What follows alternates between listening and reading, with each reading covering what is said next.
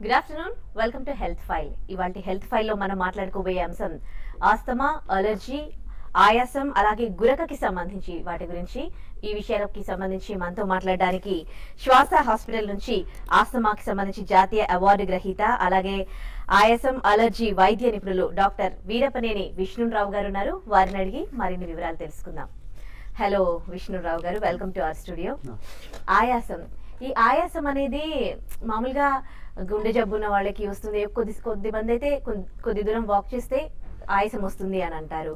కొద్దిమంది ఎక్కువసేపు మాట్లాడితే ఆయాసం వస్తుంది అంటారు. అసలు ఈ ఆయాసం అనేది ఎన్ని రకాలు, ఏ విధంగా ఉంటుంది? సో ఇప్పుడు ఊపిరితిత్తుల జబ్బుల్లో కొన్ని సిమ్టమ్స్ ఉంటాయి. ఒకటి దగ్గు వస్తుందంటే ఊపిరితిత్తుల జబ్బు అని జనరల్గా. గుండె జబ్బులో కూడా దగ్గు వస్తుంది, ఇంకొన్ని రకాల జబ్బుల్లో కూడా దగ్గు వస్తుంది. ఆయాసం అంటే ఊపిరితిత్తుల జబ్బు ఉంటే కూడా ఆయాసం వస్తుంది, గుండె జబ్బు ఉన్నా కూడా ఆయాసం వస్తుంది, మూత్రపిండాలు కిడ్నీస్ జబ్బున్న ఆయాసం వచ్చేవాళ్ళు ఉన్నారు, లివర్ జబ్బు ఉన్నా, దాని తర్వాత ఎన్నో రకాల అంటే రక్తహీనత ఉన్నా, ఈ అన్ని చాలా జబ్బుల్లో కూడా ఆయాసం ఉంటుంది. అయితే ఈ ఆయాసం దేనివల్ల, ఏ సిస్టమ్ వల్ల వస్తుంది, ఏ ఆర్గాన్ మెయిన్గా ఏ ఆర్గాన్ వల్ల ఈ ఆయాసం వస్తుంది అని కనుక మనం గుర్తించకపోతే, ఇప్పుడు సపోజ్ ఊపిరితిత్తుల జబ్బు వల్ల ఆయాసం వస్తుంది అనుకుందాం. ఊపిరితిత్తుల వల్ల వచ్చేటటువంటి ఆయాసాన్ని గుండె జబ్బు వల్ల వస్తుందన్న ఆయాసంగా అనుకున్నాం అనుకోండి, జనరల్గా మనం ఏం చేస్తాం, గుండె డాక్టర్ దగ్గరికి పోతాం, గుండెకు సంబంధించినటువంటి అన్ని పరీక్షలు చేయించుకుంటాం. అన్ని పరీక్షలు చేసిన తర్వాత కూడా అక్కడ ఏమీ బయటపడదు. అయితే బయటపడదు కదా, మళ్ళీ ఇంకోసారి పోతారు. వాళ్ళ దృష్టి ఏంటంటే, కొంతమంది దృష్టి ఏంటి, ఇది గుండె జబ్బు వల్ల వస్తుందో ఏమో అని వాళ్ళే అనుకుంటారు. వాళ్ళే అనుకుని పలానా డాక్టర్ కాడికి పోతే అన్ని టెస్టులు అన్ని నార్మల్గా ఉంటాయి, కానీ ఆయాసం మాత్రం తగ్గదు. అప్పుడు మనం ఈ ఆయాసం ఊపిరితిత్తుల జబ్బుల వల్ల ఏమన్నా వస్తుందా అంటే, ఆ డాక్టర్ డైరెక్ట్ చేస్తాడు, చూడయా నీ గుండె అంతా బాగానే ఉంది, అన్ని పరీక్షలు చేసాం, ఏమి లేదు, ఇది ఊపిరితిత్తుల జబ్బుల వల్ల వస్తుంది అని చెప్పి కొంతమంది చెప్తారు, డైరెక్ట్ చేస్తారు. అయితే ఇలాంటి పేషెంట్లు ఏంటంటే, మా ఇంట్లో గుండె జబ్బు వచ్చింది, ఇలాగే ఆయాసం వచ్చి అని చెప్పి యాంజియోగ్రామ్ చేయించుకుంటారు, స్టెంట్లు వేయించుకుంటారు, బైపాస్ సర్జరీ ఇలా కూడా వెళ్ళేటటువంటి అవకాశాలు ఉంటాయి. అంటే ఇది కనుక డయాగ్నోసిస్ కరెక్ట్గా జరగకపోతే. అలా కాకుండా ఈ పేషెంట్లకి ఇలా మాటికి ఆయాసం వచ్చేవాళ్ళు, మెట్లు ఎక్కినా, పరిగెత్తినా, సైకిల్ దొక్కినా, కొంచెం పని చేసినా, మీరు అన్నట్లు కొంచెం మాట్లాడినా, దాంతోపాటు దగ్గు, జలుబు, ముక్కు దిబ్బడేయటం, సైనస్ లాగా ఉండటం, తుమ్ములు రావటం, వాతావరణం మారితే తేడా చేయటం, నీళ్లు మారితే తేడా చేయటం, ఊరు మారినా తేడా చేయటం, అంటే ఎక్కడ తేడా వచ్చినా వీళ్ళ యొక్క ఆయాసంలో తేడా రావటం, ఫ్యాన్ ఎక్కువ వేసుకున్నా, ఏసీ వాడినా, కూల్ డ్రింకు, ఐస్ క్రీమ్స్, చాక్లెట్లు ఏది తిన్నా కూడా ఈ దగ్గు, ఈ ఆయాసం కనుక వస్తున్నట్లయితే ఇది ఊపిరితిత్తుల జబ్బు వల్ల వచ్చే ఆయాసం అని గుర్తించాలి మెయిన్గా. అప్పుడు ఊపిరితిత్తుల సంబంధించినటువంటి వైద్యుని కలవాలి ఫస్ట్, అప్పుడు డాక్టర్. అంతేగాని ఆయాసం వస్తుంది అని చెప్పి గుండె డాక్టర్ దగ్గరికి పోయాం అనుకోండి, పరిష్కారం అంటే తాళం ఒకటి తాళం చేయటం. ఇప్పటి వరకు ఆయాసం అనేది ఒక సమస్య అని, అదే ప్రధాన సమస్య అని అంటే చాలా మందికి తెలియదు. అంటే అవేర్నెస్ ఉండదు కదా. సిమ్టమ్స్ ని బట్టి డాక్టర్ దగ్గరికి వెళ్తూ ఉంటారు.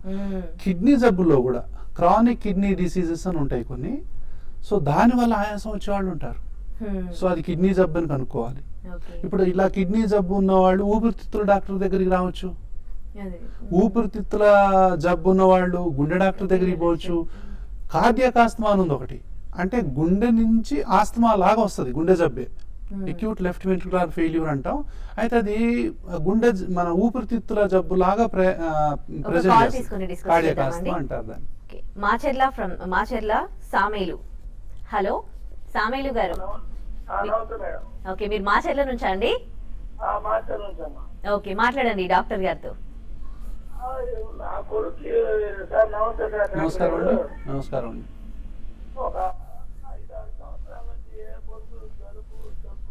మీ ఆడియో లో అయిపోయిందండి సామేలు గారు. చెప్పండి సామేలు గారు.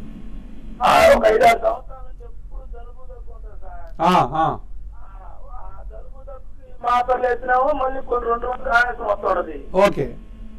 మళ్ళీ ఆ ఆయాసానికి జలుబుకి ఇంజక్షన్ వేపిస్తే ఒక 10-15 రోజులు ఎంత వయసు అండి? బాగుంటుంది సార్. ఎంత వయసు? ఇప్పుడు 11 ఉన్నాయి సార్. 11 ఉన్నాయి. మీకు కూడా ఉన్నట్టుందిగా, కొంచెం నోరు బొంగురు పోతా ఉంది. లేదు సార్, నాకు థైరాయిడ్ ఉంది సార్ గొంతుకి. దగ్గు ఆయాసం ఏం రాదా మీకు? నాకేం లేదు సార్. ఆయాసం అలాంటి ఏం లేవు నీకు? ఏం లేదు, నాకేం లేదు సార్. మీ బాబుకే మాటికి వస్తా పోతా ఉందా? వస్తుంది సార్. ఈ మధ్యన ఒక 15-20 రోజుల క్రితం తేప తవ్వు తిరుగుతుంది అంటున్నాడు సార్. ఆయాసం కూడా వస్తుందా? ముక్కు దిబ్బడేయటం? తవ్వు తిరిగినప్పుడు ఆయాసం వస్తుంది సార్. జలుబు ఉంటుందా? ముక్కు దిబ్బడేయటం, జలుబు చేయటం? జలుబు కూడా ఉంటుంది సార్. అదనమాట. సో ఇప్పుడు ఇది క్లాసికల్ అలర్జీ ఆస్మా కేసే. అంటే ఆ బాబుకి నేను ఎప్పుడు చెప్తాను, ఈ ముక్కులనే మూసుకుపోయినాయి, ఊపిరితిత్తులు కూడా మూసుకుపోయాయి. ఇవి మాటికి మూసుకుంటా ఉన్నాయి. ఈ వాతావరణం మారిన, నేను చెప్పాను కదా, దుమ్ము, ధూళి, పొగ, అగరబత్తీలు, పర్ఫ్యూమ్స్, సాంబ్రాణి పొగలు, దాని తర్వాత ఏసీ, ఏ వాసన తగిలినా మూసుకుంటుంది. వర్షాకాలంలో ఎక్కువ మూసుకునే అవకాశాలు ఉంటాయి. Into bacterial infections, viral infections, వర్షంలో తడవటం వల్ల, తేమ శాతం ఎక్కువగా ఉండటం వల్ల, తడిగాలి, పొడిగాలిలో ఉండదు, తడిగాలి, మరీ పొడిగాలి ఎక్కువైతే కూడా మళ్ళీ ఆస్మా వస్తుంది. సో గాలిలో మా యొక్క హ్యూమిడిటీ చేంజ్ కొంచెం ఎక్కువైనా చాలా తక్కువైనా, సో ఆప్టిమం ఉండాలి అరౌండ్ 50, 45 to 50. మోర్ దాన్ 50 ఉంటే వచ్చే అవకాశాలు ఉంటాయి. కాబట్టి ఈ హ్యూమిడిటీ ఎక్కువైనప్పుడు, అందుకనే సముద్ర తీర ప్రాంతాల్లో ఉన్న వాళ్ళకి ఆస్మా ఎక్కువ ఇది. ఒక్కోసారి హ్యూమిడిటీ ఎక్కువగా ఉంటుంది, తేమ శాతం ఎక్కువ ఉన్నప్పుడు ఆస్మా వచ్చే అవకాశాలు ఉంటాయి. సో ఈ బాబుకి ఏంటంటే మాటికి ఇలా మూసుకుంటూనే ఉన్నాయి. ఏదో ఇంజక్షన్లు టెంపరీగా వాడుతున్నారు. అసలైతే ఇలా ఉండాలి, ముక్కు కానీ లంగ్స్ కానీ ఈ విధంగా ఉండాలి. కానీ ఈ విధంగా మూసుకొని పోతా ఉన్నాయి మాటికి. ఏదో టెంపరీగా ఇంజక్షన్లు ఇచ్చి కట్లిప్పుతా ఉన్నారు. కాబట్టి ఓ 10 రోజులు మంచిగా ఉంటాడు, ఓ 10 రోజులు మళ్ళీ వస్తూనే ఉంటుంది. కాబట్టి ఏంటంటే సరి అయినటువంటి వైద్యుని సంప్రదించి సరి అయినటువంటి మందులు వాడినట్లయితే ఆ పిల్లవాడు రిజల్ట్స్ అనేవి బాగుంటాయి. మళ్ళీ ఇలా అయిన తర్వాత ఇలా కాకుండా చేసే మందులు కూడా వాడుతూ ఉండాలి ప్రివెన్షన్ కోసం. దాంతో పాటు కొన్ని రకాల వ్యాక్సిన్స్ అవి ఇవి ఉంటాయి. అయితే ఈ యొక్క ఏంటంటే ఇదే చెప్తున్నాను, అంటే డయాగ్నోసిస్ చేయాలి కదా. సో మందులు మనం టీవీ ద్వారా ఈ మందులు వాడమని చెప్పకూడదు, ఎందుకంటే డయాగ్నోస్ చేయకుండా మనం అలా చెప్పకూడదు. అయితే ఈ ఖచ్చితంగా అలర్జీ ఆస్మాకు సంబంధించిన ప్రాబ్లం అని చెప్పొచ్చు. ముక్కు దిబ్బడేయటం, వాతావరణం మారగానే మాటికి రావటం, కూల్ డ్రింక్స్, ఐస్ క్రీమ్స్ ఏదైనా తిన్నా ఇట్లా ఊపిరితిత్తులు కానీ ముక్కు కానీ ఈ విధంగా మూసుకుపోతున్నాయి. ఈ విధంగా ఓపెన్ చేసేటటువంటి మందులు ఇప్పుడు అందుబాటులో ఉన్నాయి, ఇన్హేలర్ కానీ అవి కానీ. అయితే సరి అయినటువంటి డాక్టర్ని సంప్రదించి ఎవరికైతే అలర్జీ ఆస్తమా మీద అవగాహన పూర్తి స్థాయిలో ఉందో వాళ్ళని సంప్రదించి వైద్యం తీసుకున్నట్లయితే ఆ పిల్లవాడి జీవితం ఒక విధంగా ఉంటుంది. లేకపోతే ఆ పిల్లవాడికి ఏమవుతుందంటే హైట్ ఆగిపోద్ది, అంటే ఎదిగే మొక్క మీద బరువు పెట్టినట్టు. సో హైట్ ఆగిపోతారు కొంతమంది. తర్వాత యాక్టివిటీ, హుషారు ఉండదు, ఏ ఆట ఆడదామన్న ఆయాసం వచ్చేస్తుంది. సో ఆయాసం మాటికి వస్తుంది. చదువు కూడా ఇబ్బంది కలుగుతుంది, చదువు కూడా చదువుకోలేకపోతారు. కాబట్టి ఏంటంటే పిల్లల యొక్క 3 vital areas, growth, studies, activities అనేవి ఆస్తమాని కనుక చిన్నప్పుడు వైద్యం చేయకపోతే వాటిపైన దుష్ప్రభావం ఉంటుంది. కాబట్టి మంచి డాక్టర్ని సంప్రదించి మంచిగా వైద్యం తీసుకున్నట్లయితే పిల్లలు చక్కగా ఆడుకోగలుగుతారు, మంచిగా ఆటలు పాటలు అంటే చదువు అన్ని రంగాల్లో కూడా ముందుంటారు, లేకపోతే వెనకబడిపోతారు. ఓకే, మరో caller Kavitha from Anantapur. Hello Kavitha గారు. అవునండి, అనంతపురం జిల్లా నుంచి మాట్లాడుతున్నామండి. మాట్లాడండి డాక్టర్ గారితో. చెప్పమ్మా. నమస్తే సార్. నమస్తే అమ్మా. మా బాబుకి జాన్వరిలో సైనస్ ప్రాబ్లం ఉందనేసి అలాగే కొంచెం పాలిప్ అని చూసారు సార్, ఎండోస్కోపీ చేసి. సైనస్ ప్రాబ్లం ఉందని ఎంఆర్ఐ స్కానింగ్ చేయడం వల్ల తెలిసింది. సో దానికి ఆపరేషన్ చేశాడు. ఆపరేషన్ చేసి అక్కడ అదే శ్వాస మార్గంలో ఉండే కొంచెం ఏమన్నా ఉంటే అది తీసేశారు. చిన్న బోన్ సైజ్ లో అలాంటిది చిన్న మజిల్ కట్ చేశారు. తర్వాత ఏమన్నారంటే జలుబు అలాంటి ప్రాబ్లమ్స్ రావు అన్నారు ఎక్కువగా. బట్ ఒక 10 days నుంచి కొంచెం లైట్ గా జలుబు చేసింది. వాళ్ళు ఇచ్చిన టాబ్లెట్స్ వాడింటే తగ్గిపోయింది సార్. మరి ఇప్పుడు మళ్ళీ జలుబు చేస్తా ఉంది. ఎక్కువగా క్షీణించమని చెప్పారు. జలుబు చేసే అవకాశం ఉంటుందా? ఎంత వయసు అమ్మా బాబుకి? ఇప్పుడు 8 years. ఎంత? 8 years పైన 5 months sir. Okay okay. So ఇది చాలా, అంటే ఇది మోస్ట్ కామనెస్ట్ ప్రాబ్లం. ఇది ఈ యొక్క ముక్కు దిబ్బడేయటం, పిల్లలు నోరు తెరిచి గాలి తీసుకుంటా ఉంటారు. ఈ పిల్లలు నోరు తెరిచి గాలి తీసుకుంటా ఉంటే ఈ ముక్కుల్లో పాలిప్స్ అని, ఇలా దాని తర్వాత ఈ సైనస్లని, అంటే నేను చెప్పాను కదా ముక్కులు ఈ విధంగా మూసుకొని పోయినాయి. అయితే ఇప్పుడు ఏంటంటే 1 ఎయిర్వే 1 డిసీజ్ అంటాం. సో అంటే మొత్తం కూడా రెస్పిరేటరీ ఎలర్జీ, ముక్కు దగ్గర నుంచి మొదలు పెడితే సైనస్లు, టాన్సిల్స్, ఎడినాయిడ్స్ కింద అంత లోపల దాకా ఒకటే ఇన్ఫ్లమేషన్, ఎలర్జిక్ ఇన్ఫ్లమేషన్ అంటాం. ఇప్పుడు ఈ ముక్కులో ఉన్న వాళ్ళకి ఇదే ప్రాబ్లం సైనస్లో ఉంటుంది ఎంతో కొంత, ఇదే ప్రాబ్లం లంగ్స్ లో కూడా ఉంటుంది. సరే ఇక్కడ అంటే మనం ఏదో అందుబాటులో ఉన్నాయి కాబట్టి వాటిని ఏదో తీసేసాం, క్లీన్ చేసాం, మరి ఇక్కడ ఎలా తెస్తాం? అదనమాట. అంటే వైద్యం ఏంటంటే చిన్నపిల్లలకి ఏదైనా ఈ అలర్జీ ఉన్నప్పుడు, నోస్ బ్లాక్ అయినప్పుడు సర్జరీ ఒక్కటే మార్గం కాదు. ఇప్పుడు 1 ఎయిర్వే 1 డిసీజ్ అనేటటువంటి కాన్సెప్ట్ వస్తుంది. ఈ ముక్కు ఒకటి, ఊపిరితిత్తులు ఒకటి కాదు, ఇదంతా ఒకటే. ఇదంతా కూడా బ్రీతింగ్ సిస్టమ్ లో ముక్కు అనేది ఒక భాగం. అయితే ఎలర్జీలో ఈ ముక్కుకి వాతావరణానికి మధ్య దగ్గర అవినాభావ సంబంధం ఉంది కాబట్టి ఫస్ట్ ముక్కు ఎఫెక్ట్ అవుద్ది. దుమ్ము తగిలిన ఫస్ట్ ఇక్కడే కదా, దుమ్ము, ధూళి, పొగ ఏదైనా ముక్కులోనే కదా. కాబట్టి చేంజెస్ కూడా ముక్కులో ఫస్ట్ కనపడతాయి, ఎక్కువ కనపడతాయి. కాబట్టి ఏమైందంటే ఈ పొర ఎక్కువగా పెరుగుతుంది.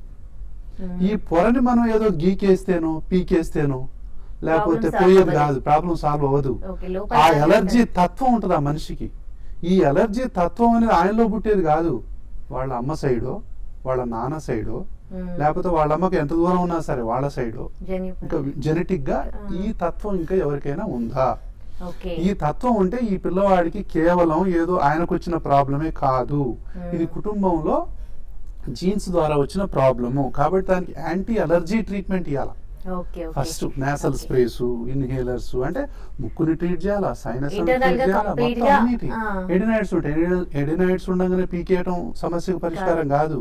టాన్సిల్స్ కనపడగానే ఇంతలా ఉన్నాయని చెప్పి టాన్సిల్స్ ని పీకేయటం పరిష్కారం కాదు. సో యాంటీ అలర్జీ ట్రీట్మెంట్ కనుక nasal sprays, tablets, vaccines, inhalers, మొత్తం రెస్పిరేటరీ సిస్టాన్ని దృష్టిలో పెట్టి కనుక మనం వాడినట్లయితే ఖచ్చితంగా ఊపిరితిత్తులు ఈ విధంగా ఓపెన్ అవుతాయి. అందుకే ఆవిడ ఏమంటుంది, ఇప్పుడు మరి ఆపరేషన్ చేశాము, మరి మళ్ళా జలుబు వచ్చింది, మరి కొంచెం తగ్గిపోయింది, ఇప్పుడు మళ్ళీ వస్తుంది, ఇదేంటి మళ్ళా మొదటికి వస్తుందా ఏంటి అంటే అలర్జీకి వైద్యం జరగట్లే కదా. కేవలం మెకానికల్ గా అడ్డు ఉన్నటువంటి దాన్ని కొంచెం తీసేసాం, అది మళ్ళా పెరుగుద్ది. మళ్ళీ పెరగకుండా ఉండటానికి మందేం వాడలా మనం. డాక్టర్ గారు, ఇందాక మీరు చెప్పారు నాజిల్స్ బ్లాక్ అయినప్పుడు దాన్ని సర్జరీ చేసి దానికి సంబంధించి ట్రీట్మెంట్ చేసి అది తీసేయడం కాదు, టాన్సిల్స్ వస్తే టాన్సిల్స్ కి సర్జరీ చేయడం కాదు, ఇంటర్నల్ గా ప్రాబ్లం ఏంటో గుర్తించాలి అని అన్నారు. ఈ ఆయాసం వచ్చినప్పుడు అది దేని వల్ల వచ్చింది, ఎలా డయాగ్నోస్ చేస్తారు, ఎలా గుర్తిస్తారు అసలు? అంటే ఇప్పుడు ఈ ఆయాసం వచ్చేది ఊపిరితిత్తుల వల్ల వచ్చింది అనుకోండి, ఎలర్జీ, ఆస్తమా వల్ల. ఎలర్జీకి సంబంధించిన కొన్ని టెస్టులు ఉంటాయి, రక్త పరీక్షలు ఉంటాయి, చర్మానికి సంబంధించింది. ఇప్పుడు డస్ట్ వల్ల చాలా మందికి తుమ్ములు వస్తాయి. డస్ట్ తగలగానే 50 తుమ్ములు తుమ్మేవాళ్ళు ఉన్నారు. ఆ డస్ట్ మైట్ ని కనుక మనం చర్మం మీద ఆ టెస్ట్ చేస్తే మనకు ఒక పెద్ద బెందులాగా వస్తుంది, అంటే డస్ట్ పడట్లేదని తెలుసుకోవచ్చు. అలాగే పోలెన్స్ కు కొంతమంది వస్తుంది, గ్రాస్ పోలెన్స్, రకరకాల వీడ్ పోలెన్స్, చాలా పోలెన్స్ ఉంటాయి. దేని వల్ల వస్తుందో ఆ టెస్ట్ వల్ల తెలుసుకోవచ్చు. ఏదైనా ఫుడ్ పడట్లేదు అనుకోండి, ఆ ఫుడ్ ఆ టెస్ట్ చేస్తే కూడా తెలిసిపోతుంది. ఎలర్జీ టెస్ట్ వల్ల ఎలర్జీ దేని వల్ల వస్తుందో తెలుస్తుంది. ముఖ్యంగా పోలెన్స్, డస్ట్ మైట్స్, కుక్క పిల్లలు ఉంటాయి, పిల్లలు ఉంటాయి, దేనివల్ల ఎలర్జీ వస్తుందో తెలుసుకోవాలి. సపోజ్ ఇంట్లో ఒక కుక్క పిల్ల ఉందనుకుందాం, మాటికి జలుబు చేస్తుంది, ఈ 365 రోజులు ఎప్పుడు చూసినా జలుబే ఉంటుంది, ఎంతకి ఎన్ని మందులు వాడినా కూడా తగ్గినట్టే తగ్గి మళ్ళా వస్తుంది అనుకుందాం. సో ఆయనకు ఎలర్జీ స్క్రీనింగ్ టెస్ట్ అనేది చేస్తే ఈ క్యాట్ కు సంబంధించిందో డాగ్ కు సంబంధించి ఒక పెద్ద బెందు వచ్చింది అనుకోండి, అప్పుడు మనం హిస్టరీలో తెలుసుకోవచ్చు, ఏమన్నా పిల్లి ఉందా, కుక్క పిల్ల ఉన్నాయా. అబ్బో వీడు కుక్కలు ఎందుకు ఉండలేడండి, అసలు ఎప్పుడు చూసినా బెడ్రూమ్ లోనే ఉంటుంది, దాన్ని తెగ ముద్దు పెట్టుకుంటూ ఉంటాడు ఎప్పుడు చూసినా అని అన్నారు అనుకోండి, దాన్ని కొంచెం దూరం చేయనంత వరకు ఈ జలుబు తగ్గదు. కాబట్టి దేని వల్ల వస్తుంది అనేది మెయిన్ గా తెలుసుకున్నట్లయితే దానికి ప్రివెన్షన్ చేయొచ్చు మనం. డస్ట్ మైట్ వల్ల వచ్చింది అనుకోండి, ఆ దిళ్ళు వచ్చేటంటే డస్ట్ మైట్ ప్రూఫ్ బెడ్డింగ్ అని వస్తుంది. ఇప్పుడు ఆ డస్ట్ మైట్లు అనేవి కొన్ని మిలియన్స్ ఆఫ్ డస్ట్ మైట్స్ మన దిళ్లలో ఉంటాయి, మన పరుపుల్లో ఉంటాయి. ఇవన్నిటిని కూడా అవి రాత్రిపూట పడుకున్నప్పుడు మనలోకి పోతా ఉంటాయి. దానివల్ల ఏంటంటే వీళ్ళకి 360 రోజులు 65 రోజులు ఈ ముక్కు, జలుబు, దగ్గు, ఆయాసం వస్తూనే ఉంటుంది. దానికి మూల కారణం వాళ్ళు వాడే బెడ్, వాళ్ళు వాడే దిండు అది కావచ్చు. దాన్ని మార్చనంత వరకు ఎంత వైద్యం చేసినా ఇది తగ్గదు. అంటే మాటి మాటికి ఆ డస్ట్ పోయి వాడిని ఇలా చేస్తా ఉంటుంది. మనం వైద్యంతో ఇలా చేస్తా ఉంటాం, మళ్ళీ ఇంటికి పోయి ఆ డస్ట్ మైట్ తలగానే మళ్ళీ ఇలా అవుతా ఉంటుంది. సో ఈ డాక్టర్ అనే వాళ్ళు ఏం చేయాలంటే వాళ్ళ చరిత్ర అడగాలి. అసలు ఏంటిది మీ బెడ్డింగ్ ఏంటి, మీరు ఏంటిది అది ఇది అని చెప్పి. కొంతమంది ఏమంటారంటే సార్ నేను బయటకి ఎట్టుపోయినప్పుడైనా బాగుంటాను, మా ఇంట్లో పోతే మాత్రం నాకు ఏదో ప్రాబ్లం వస్తుంది సార్ అంటారు. అంటే ఇంట్లో ఎక్కడో ప్రాబ్లం ఉంది, అదేందో తెలుసుకోవాలి. కాబట్టి ఇప్పుడు ఆ బెడ్డింగ్ కు సంబంధించి మైట్ ప్రూఫ్ బెడ్డింగ్ అనేది ఉంది. ఆ దిళ్ళను ఒక ప్రత్యేకమైనటువంటి గుడ్డలో కనుక వేసినట్లయితే ఆ డస్ట్ మైట్స్ అనేవి బయటికి రావు. బయట ఉన్న డస్ట్ మైట్స్ లోపలికి పోవు, లోపల ఉన్నాయి చచ్చిపోతాయి, ఎందుకంటే వాటికి ఆహారం అందదు. అలాంటి మైట్ ప్రూఫ్ బెడ్డింగ్ అనేది ఇప్పుడు అందుబాటులోకి వచ్చింది. అలాంటివి కనుక వాడినట్లయితే, ముఖ్యంగా చిన్నపిల్లలకు వాడినట్లయితే ఆస్తమా డెవలప్ కాకుండానే ఆపొచ్చు మనం.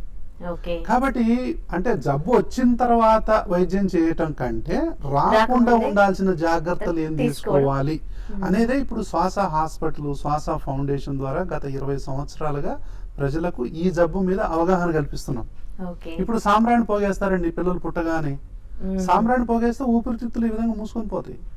ఇంట్లో ఎవరికైనా తల్లి వైపు గాని తండ్రి వైపు గాని అలర్జీ, ఆస్మా ఉంటే వెంటనే చిన్నపిల్లలకు గనక సాంబ్రాణి పోగేస్తే వాళ్ళ ఊపిరితిత్తులు ఇలా అయిపోతాయి. నేను మహా అంటే రోజుకి 30 మందిని 40 మందిని చూస్తాను, కానీ లక్షలాది మంది ప్రజలకు అవగాహన అనేది కలిగించాలి అనేది ముఖ్య ఉద్దేశం. ఇప్పుడు చాలా మంది ఏంటంటే ఇప్పుడు మేము సాంబ్రాణి పోగేయటం ఆపేసాం సార్ అంటారు. సో దానివల్ల ఏంటి, వాళ్ళకు ఇండైరెక్ట్ గా వాళ్ళకు ఉపయోగం జరుగుతున్నట్టే. కాబట్టి ఏ జబ్బు మీదైనా సరే అవగాహన కలిగించటం అనేది అత్యంత ఆవశ్యకం అని చెప్పి నేను భావిస్తాను. అంటే ముందు జాగ్రత్తలు తీసుకున్న తర్వాత, ఆరోగ్య సూత్రాలపై అవగాహన కలిగిన తర్వాత ఇక జబ్బులు వస్తే డాక్టర్ ట్రీట్మెంట్ చేయక తప్పదు, కానీ అవగాహన మాత్రం కల్పించుకోవాలి. కాబట్టి ఇంకోటి ఏంటంటే స్పైరోమెట్రీ అనేటటువంటి ఒక టెస్ట్ ద్వారా ఆయాసం ఎంత ఉందో తెలుసుకోవచ్చు. మామూలుగా ఉందా, మధ్య రకంగా ఉందా, తీవ్రంగా ఉందా, స్టేజెస్ ఉంటాయి. సో 3-4 స్టేజ్లో ఉంటుంది. Mild, moderate, severe, very severe అంటే అసలు మొత్తం మూసుకొని పోతాయి అన్నమాట. ఇప్పుడు ఇలా ఉందనుకోండి వెరీ సివియర్ అంటాం, అసలు గాలి ఆడట్లే కదా. ఇలా ఉంటే మోడరేట్ అంటాం, చూడండి కొంచెం గాలి ఆడుతుంది కొంచెం. ఇలా ఉంటే నార్మల్. సో కాబట్టి దీన్ని దేని ద్వారా తెలుసుకోవచ్చు, స్పైరోమెట్రీ అనే దాని ద్వారా తెలుసుకోవచ్చు. తర్వాత బ్లడ్ లో ఇసినోఫిలియా ఉందా లేదా తెలుసుకోవచ్చు. అలర్జీ స్క్రీన్ టెస్టింగ్ ద్వారా యాంటీ-ఐజీ యాంటీబాడీస్ అనేది అంటాం. దాని తర్వాత ఏంటంటే ఈ జబ్బు ఉందని తెలుసుకోవటమే కాదు, ఇప్పుడు మన ఆయాసం చాలా జబ్బుల వల్ల వస్తుంది అనుకున్నాం కదా, మరి మిగతా కిడ్నీ ఎలా ఉంది, లివర్ ఎలా ఉంది, హార్ట్ ఎలా ఉంది, అన్ని తెలుసుకుంటే గానీ మిగతా అన్నీ రూల్ అవుట్ చేయాలి. ఇది గుండె జబ్బు కాదు, ఇది కిడ్నీ జబ్బు కాదు, ఇది లివర్ జబ్బు కాదు, ఇది కేవలం ఊపిరితిత్తుల జబ్బు మాత్రమే అని కంక్లూజన్కి వచ్చిన తర్వాత ట్రీట్మెంట్ చేయాలి. లేకపోతే ఏమవుతుందంటే పొరపాటున దీనికి బదులు అది, దానికి బదులు ఇది చేసే అవకాశాలు ఉంటాయి. కాబట్టి దేని వల్ల వస్తుందో కూలంకషంగా మనం హిస్టరీ ద్వారా, పరీక్షల ద్వారా తెలుసుకున్నాకనే పేషెంట్లకు గనక ట్రీట్మెంట్ ఇచ్చినట్లయితే చక్కటి రిజల్ట్ వస్తాయి. ఇప్పుడు అది కాకుండా మైల్డ్ ఆస్మా ఉందనుకోండి, మామూలు ఆస్మా ఉంది, ఆయనకు ఎక్కువ డోస్, హై డోస్ ఇవ్వాల్సిన అవసరం లేదు కదా.